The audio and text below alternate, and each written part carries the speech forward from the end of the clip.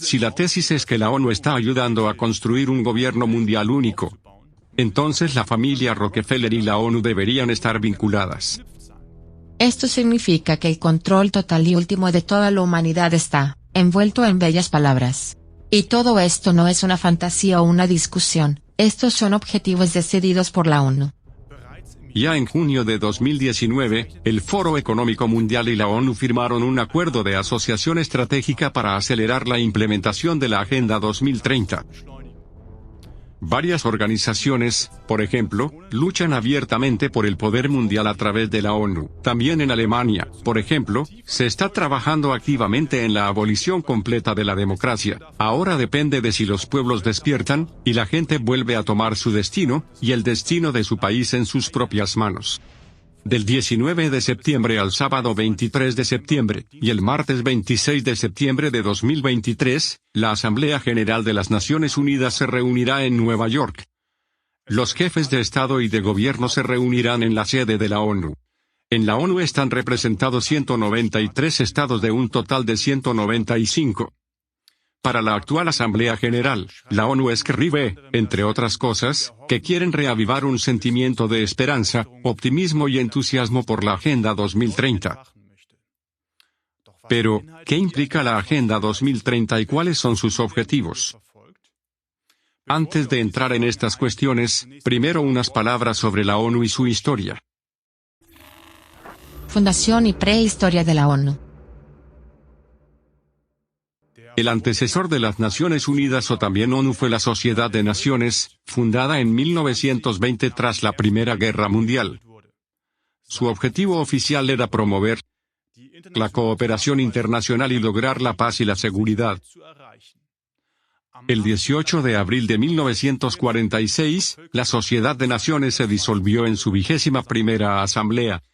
Esta fue sustituida por la creación de las Naciones Unidas. Todos sus activos se transfirieron a la nueva organización. Las Naciones Unidas describen oficialmente su fundación de la siguiente manera. Cuando la Segunda Guerra Mundial terminó en 1945, las naciones yacían en ruinas y el mundo deseaba la paz. Representantes de 50 países se reunieron en la Conferencia de las Naciones Unidas sobre una organización internacional en San Francisco, California, del 25 de abril al 26 de junio de 1945. Durante los 2 meses siguientes, trabajaron para redactar y luego firmar la Carta de las Naciones Unidas, creando una nueva organización internacional, las Naciones Unidas, que, se esperaba, evitaría otra guerra mundial como la que acababan de vivir. La garantía de la paz mundial sigue siendo hoy una de las tareas más importantes de la ONU, según su carta. ¿Es esto cierto o se está utilizando a la ONU para construir un gobierno mundial único bajo esta apariencia? Una cita atribuida a David Rockefeller plantea interrogantes a este respecto. Él dijo al Comité Económico de las Naciones Unidas en 1994: "Estamos al borde de una remodelación global. Todo lo que necesitamos es la crisis global adecuada. Y las naciones se adherirán al nuevo orden mundial". Si la tesis es que la ONU está ayudando a construir un gobierno mundial único, entonces la familia Rockefeller y la ONU deberían estar vinculadas. La ONU y la familia Rockefeller. Es interesante señalar que la Fundación Rockefeller desempeñó un papel decisivo en la organización del mundo tras la Segunda Guerra Mundial. Fueron los estudios del Consejo de Relaciones Exteriores, think tank privado estadounidense, financiados por la Fundación Rockefeller los que finalmente llevaron a la creación, entre otros, del Banco Mundial, la OTAN y la ONU. Chandy y Rockefeller ya había donado una biblioteca a la predecesora de la ONU, la Sociedad de Naciones. El secretario general de la ONU, Ban Ki-moon, lo mencionó en un discurso en 2012. Me siento honrado de estar aquí en este 85 aniversario de la histórica donación de una biblioteca por Chandy y Rockefeller Jr. a la Sociedad de Naciones. Es justo que esta sala lleve su nombre. Agradezco a la familia la donación del retrato de Chandy y Rockefeller que estuvo expuesto en la Fundación Rockefeller durante 65 años.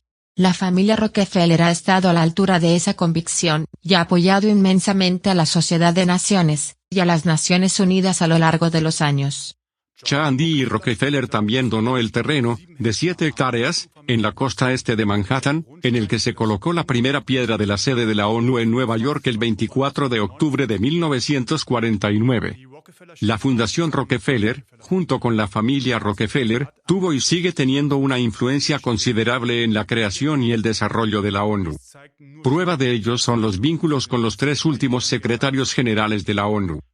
Kofi Annan fue secretario general de la ONU de 1997 a 2006. Recibió el premio David Rockefeller Bridging Leadership Award 2009. Estuvo presente en la presentación de las memorias de David Rockefeller, y el anuncio de la Fundación Rockefeller tras su muerte fue: Kofi Annan fue uno de nuestros socios más antiguos y sólidos.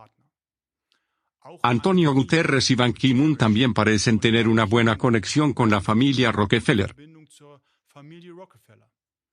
Ban Ki-moon fue secretario general de la ONU de 2007 a 2016. Aquí se le ve reunido con David Rockefeller.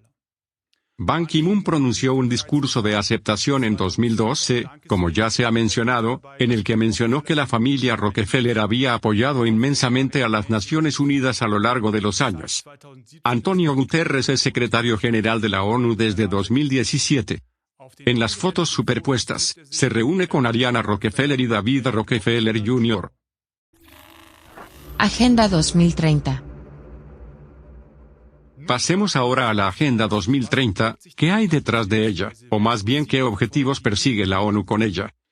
En el programa Etiqueta Fraude 2030, ¿cómo la ONU está arrastrando al mundo al abismo? CLA.Televisión ya ha comentado la Agenda 2030. ¿Cómo surgió la Agenda 2030? Originalmente comenzó con la Agenda 21, un programa de acción de la ONU adoptado en 1992. Contiene recomendaciones concretas sobre políticas de desarrollo y medio ambiente para el siglo XXI.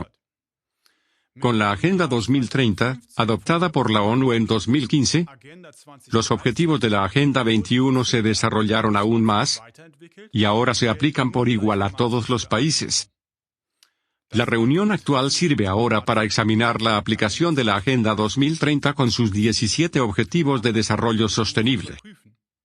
La aplicación de la Agenda 2030 ha demostrado hasta ahora en absoluto que la ONU quiere promover la comunidad mundial, o su aplicación está conduciendo gradualmente al mundo hacia el abismo o, en otras palabras, hacia un gobierno de un solo mundo. El periodista de investigación Thomas Roper adopta una postura más detallada sobre la Agenda 2030 en su libro Inside Corona. Escribe: La Agenda 2030 fue adoptada por los estados de la ONU. Y el hecho de que Alemania tenga ya su propio catálogo de medidas muestra un problema central. Cada estado interpreta los objetivos a su manera. A continuación se enumeran los puntos clave de la Agenda 2030 que deben considerarse con más detalle. El 16º punto clave reza: promover sociedades pacíficas e inclusivas para el desarrollo sostenible, facilitar el acceso a la justicia para todos y crear instituciones eficaces, responsables e inclusivas a todos los niveles. El subpunto 16.9 dice para 2030, garantizar que todas las personas tengan una identidad legal, en particular mediante el registro de nacimiento. Este punto, es decir, la creación de una identidad legal o incluso digital uniforme para todos los habitantes del mundo, ya está en pleno desarrollo con ID 2020. ID 2020 planea una identidad digital transnacional que complemente los sistemas estatales. En ella confluirá toda la información sobre el individuo, certificados de educación y vacunación, situación financiera, cuentas en Facebook, datos producidos por el smartphone. Dice Thomas Roper: eso significa que el control total y definitivo de toda la humanidad está envuelto en bellas palabras. Y todo esto no es una fantasía ni una discusión, son objetivos decididos por la ONU, en los que se está trabajando, y se están gastando miles de millones en su aplicación. La conexión con la familia Rockefeller también es evidente en ID 2020. La Fundación Rockefeller es una de las organizaciones centrales de ID 2020. Financiación de la Agenda 2030. Para financiar la Agenda 2030, la ONU dice que necesita entre 5 y 7 billones de dólares al año, es decir, entre 5.000 y 7.000 millones de dólares. En comparación, el Producto Nacional Bruto Anual de Alemania ronda los 4.000 millones de dólares. Por cierto, la ONU se financia con las contribuciones de los Estados miembros. Para proporcionar estas inmensas sumas, la ONU dice que necesita, entre otras cosas, promover las asociaciones público-privadas, otro objetivo de la Agenda 2030. Asociaciones público-privadas. ¿Qué significa promover las asociaciones público-privadas? Thomas Roper profundiza en ello en su libro y escribe: Se trata de dar a las corporaciones más influencia sobre la ONU. O, dicho en términos geopolíticos, se trata de aumentar el poder corporativo a expensas de los Estados-nación. Las empresas quieren dictar las normas, y no tener que obedecer las leyes de los Estados-nación. A largo plazo, quieren restar poder a los Estados-nación, y especialmente a sus parlamentos, que pueden aprobar leyes perturbadoras. Para disimular esta erosión de la democracia, se inventan términos agradables como asociación público-privada, que tranquiliza a la opinión pública. Además de las grandes empresas, en el marco de la colaboración público-privada también se quiere aumentar la influencia de los oligarcas. Thomas Roper entiende por oligarcas las personas y organizaciones que ejercen poder sobre una región a través de su riqueza, como la Fundación Rockefeller o el Foro Económico Mundial. Ya en junio de 2019, el Foro Económico Mundial y la ONU firmaron un acuerdo de asociación estratégica para acelerar la implementación de la Agenda 2030. Por ejemplo, varias organizaciones están luchando abiertamente por el poder mundial a través de la ONU. Esto no es en absoluto exagerado, según Roper. Alemania, por ejemplo, también está trabajando activamente en la abolición completa de la democracia, como se afirma en un documento del Ministerio Federal del Interior llamado Carta de la Ciudad Inteligente. Este se publicó en mayo de 2017 y está a disposición de CLA.televisión. Allí, bajo el título Visión de un planeta hiperconectado, figura como punto 6. Ciudad postelectoral. Como sabemos exactamente lo que la gente hace y quiere, hay menos necesidad de elecciones, gobierno de la mayoría o votaciones. Los datos de comportamiento pueden sustituir a la democracia como sistema de retroalimentación social. En el futuro, la gente debería estar tan minuciosamente registrada y controlada digitalmente que se pueda deducir de los datos lo que quiere la mayoría. Una razón para no tener que celebrar más elecciones o para tomar decisiones sin elecciones. Además, el concepto de ciudad inteligente habla de la sociedad post-propiedad. Gracias a la información sobre los bienes y recursos compartidos disponibles, tiene menos sentido poseer algo. Quizá la propiedad privada se convierta de hecho en un lujo. Los datos podrían complementar o sustituir al dinero como moneda. ¿Cómo es posible que se publiquen estas ideas? Sin duda, abolir la democracia o la propiedad privada sería ilegal y debería castigarse. De hecho, según Thomas Roper, ocurre de todos modos. Llevan años trabajando abiertamente en ello. En resumen, los Objetivos de Desarrollo Sostenible de la ONU son en realidad un aumento lento pero constante del poder y la influencia de la ONU. A los estados se les está quitando poder paso a paso. Se va arrastrando la abolición de la democracia y, en última instancia, de los estados-nación. Partiendo de los inicios de la ONU, y de la evidente influencia de la Fundación Rockefeller, surge la pregunta: ¿fue la creación de un gobierno mundial uno de sus objetivos ocultos desde el principio?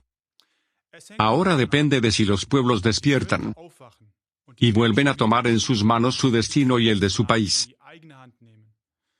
Los pueblos necesitan conocer estas conexiones y planes que hay detrás de la ONU y de su ambiciosa Agenda 2030. Por lo tanto, difunda esta emisión tan ampliamente como pueda.